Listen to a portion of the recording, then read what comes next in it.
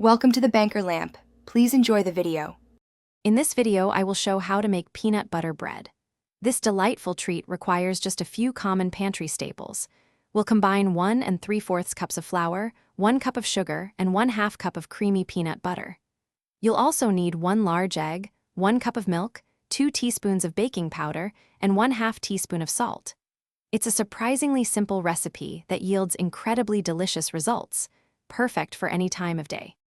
First, preheat your oven to 350 degrees Fahrenheit and prepare a 9 by 5 inch loaf pan by greasing and flouring it.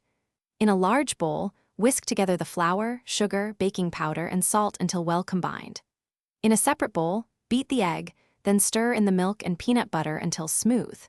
Now, gently pour the wet mixture into the dry ingredients, mixing just until no streaks of flour remain. Avoid overmixing for a tender crumb. Carefully pour your perfectly mixed batter into the prepared 9 by 5 inch loaf pan, spreading it evenly. Place the pan into your preheated oven and bake for about 50 to 60 minutes. To check for doneness, insert a wooden skewer or toothpick into the center of the loaf. It should come out clean. If the top starts to brown too quickly, you can loosely tent it with aluminum foil. Remember, patience is key for a beautifully baked loaf. Once baked, allow your delicious peanut butter bread to cool in the loaf pan for about 10 minutes. This crucial step helps the bread set and prevents it from breaking. After 10 minutes, carefully remove the loaf from the pan and transfer it to a wire rack to cool completely. Cooling ensures the perfect texture for slicing.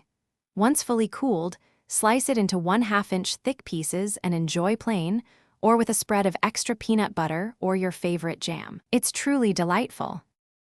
Thanks for watching. If this was helpful, leave a like and consider subscribing. See you next time.